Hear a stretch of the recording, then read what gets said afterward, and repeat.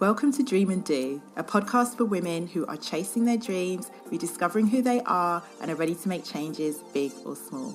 I'm your host, Nicola Ray Wickham. Join me for confidence pep talks, soulful insights, and practical tips on all things creativity and wellness, along with powerful conversations with women who are dreaming and doing in action.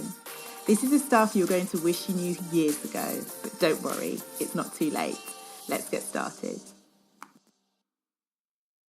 Welcome to this bonus episode of the Dream and Do podcast. I hadn't planned to do it. It wasn't part of my schedule. But last night I went to see Black Panther and we got home. We went to a really late showing. It started after 10 o'clock. So didn't get home until after 1 and my mind was buzzing. I had to have some herbal tea and journal, rock and roll, right? And journal, just because my head was buzzing so much and I needed to wind down. And I needed to do that because of the impact that the film had on me. And as I was lying in bed, I was like, I want to talk about it, so why not record a bonus episode? So this is the morning after the night before, and I thought, yeah, let's just come on and share some of my thoughts, because I know that some of you will have the same thoughts. And if you haven't, then it might just offer a different perspective. I was really excited about going to see Black Panther, seeing all the images on social media. I had just got totally swept up into it and was looking forward to watching it more than I've ever looked forward to watching a film before. I kind of know the Marvel stories. I say kind of, as in I've been to see most of them because the Mister loves Marvel. So over the years, I've been to see most of them. But because I'm not really in it and I'm not a comic book girl, I didn't really know how they all link together until he kind of sat down and broke it down to me how they link together. And I was like, I see now. So yeah, the excitement was absolutely there about going to see this film, and it did not disappoint. It felt like such a treat, and the fact that it's a treat is problematic in itself, and is mainly what I want to talk about. But it was so unusual. More than unusual. It was the first time I have sat down in a cinema and watched a film for 2 hours where I see predominantly people of colour, and it's positive, as in it's not a kind of film version of The Wire set in Baltimore that's all about drugs and crime and all that kind of thing. It was not only positive, but it was a superhero kind of film. In my 30-something years of being, that is something that I've never, ever seen. And that in itself had a profound impact on me.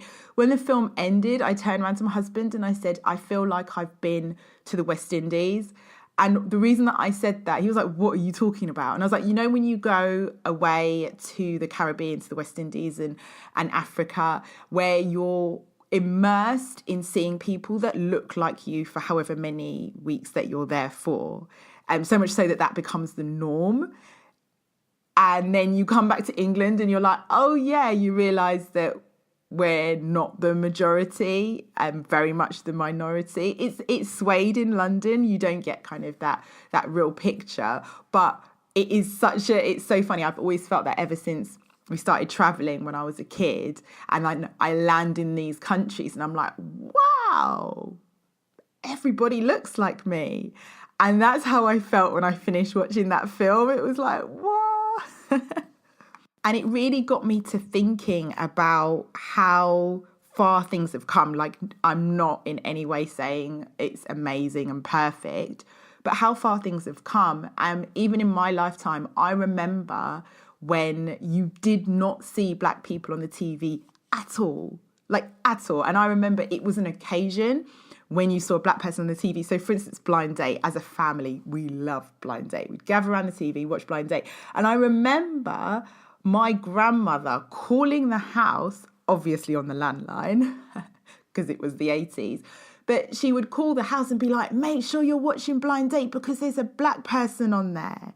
Now, to us, that might sound like, really? I know definitely to my little girl who can watch TV and see Black people, it would be really unusual to her, but it was an occasion. So if we weren't watching the telly, we sure as hell would turn on the TV and have a look. My grandmother had called us specifically to go say turn on the TV because there's a black person on. And then I remember the first time that I saw a black person in kind of something commercial was actually a commercial. It was an ad, and it was Chris Akabusi in an ad for, I think it was Persil, but it was one of those laundry detergent brands. I'm sure it was Persil. It was his whole positive mental action, I think it was. And I distinctly remember stopping and looking at the TV and being like, oh my goodness. And I must have been maybe about 7 or 8 years old and being like, oh my goodness, there's a black person on an advert. And that, even at that young age, I was completely aware that that was different, that that was new.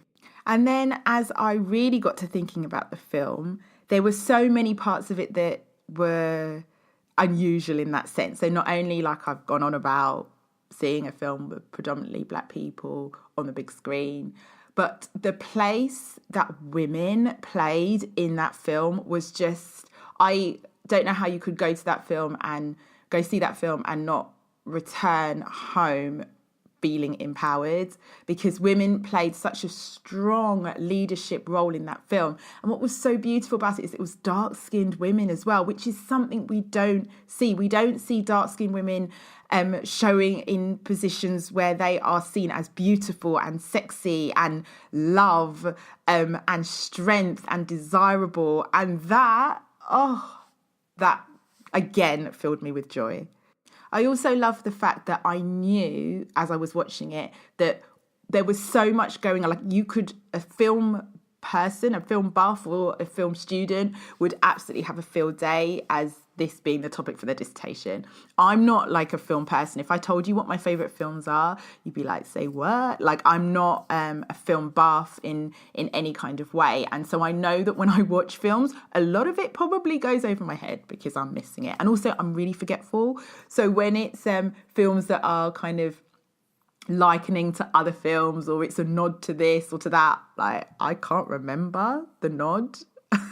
I can't remember what happened to make it a nod. So I'm no use on that level. But as I was watching the film, I was like, I know that that's got some symbolism. I know that the language they're speaking isn't a made-up language. I know that's a language. I know that the clothing that they're wearing means something. I know that when the elders all sat in a circle and that they all had different attributes about them, I know that that means something. And as I got home yesterday, I went onto Twitter, was really lucky enough to find a thread where somebody had broken down all the different elements of the film and told you that actually the language, I think it was Husu, which is spoken in South Africa by 19 million people. It talked about some of the clothing that they wore, like when it was the winter scene and they're wearing the blankets and what that means and all that different thing, the robes, and it all had meaning to it. And